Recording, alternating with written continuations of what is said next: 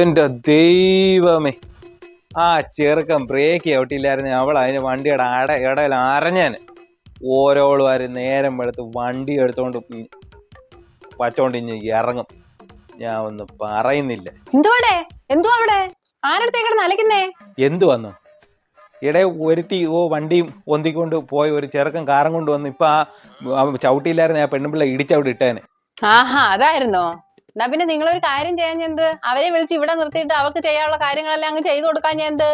പെണ്ണുങ്ങൾ വണ്ടി എടുത്തോണ്ട് റോഡിലോട്ട് ഇറങ്ങുമ്പോൾ നിങ്ങൾക്ക് പൊതുവെ കുറച്ച് ചൊറിച്ചിലുണ്ട്. എവളുകാർക്ക് നേരെ ഓടിക്കാനും പറഞ്ഞുകൂടാ. എവളുകാർക്ക് ലൈസൻസ് കൊടുക്കുന്നവന്മാരെ അടിക്കണം. ഇവളൊക്കെ എങ്ങനെ ലൈസൻസ് എടുക്കുന്നെന്ന് എനിക്ക് അറിയാൻ മേത്ത. ഒന്തി നിരങ്ങിയൊക്കെ എങ്ങനെ ലൈസൻസ് എടുക്കുന്നു? അവളുടെ ആ ഓപ്പോസിറ്റ് വന്നവന്റെ സ്പീഡ് ഇയാൾ കണ്ടില്ലായിരുന്നോ? അത്രയും സ്പീഡിൽ കണ്ടപ്പോ അവളൊന്ന് പതറിപ്പോയതായിരിക്കും. അതിന് ഇത്രയ്ക്ക് അങ്ങ് പറയാൻ എന്തുവാ? പിന്നെ ഈ ലൈസൻസ് കൊടുക്കുന്ന കാര്യം പറഞ്ഞല്ലേ, ലൈസൻസ് ആണിനും പെണ്ണിനും എല്ലാം ഒരുപോലെ കൊടുക്കുന്നത്. രണ്ട് കൂട്ടരും എട്ടെടുത്ത് കാണിച്ചിട്ട് തന്നെ കൊടുക്കുന്നത്. അല്ലാതെ പെണ്ണുങ്ങൾ അങ്ങോട്ട് ചിരിച്ച് കാണിക്കുമ്പോഴേ എടുത്തങ്ങ് കൊടുക്കുന്ന സാധനമല്ല ലൈസൻസ്. എനിക്ക് തന്നെ ചില സമയം ഭ്രാന്തളവും. വണ്ടി കൊണ്ട് പോകുന്നതിന്റെ പുറേ തൊട്ട് മുമ്പ് ഇങ്ങനെ എഴഞ്ഞഴിഞ്ഞ് പോകും. സൈഡ് ഒതുക്കി തരുമോ അതുമില്ല. ഫോൺ അടിച്ചു കഴിഞ്ഞാൽ ഉടനെ തീർന്ന്. വല്ലാത്ത കഷ്ടം തന്നെ. ഇയാള് പറഞ്ഞു കഴിഞ്ഞോ? എന്നാ ഇനിയിപ്പോ ഞാൻ പറയുന്നത് അങ്ങോട്ട് അടങ്ങി നിന്ന് കേക്ക്.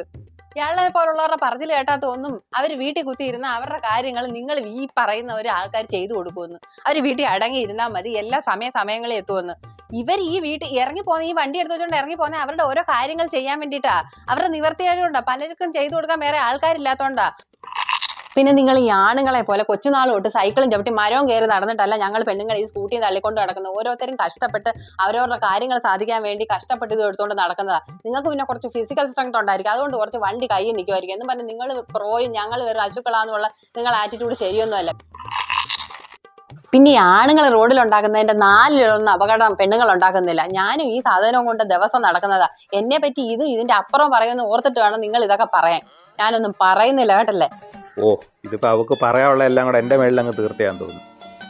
ഉണ്ടാകിരുന്നാ മതിയായിരുന്നു.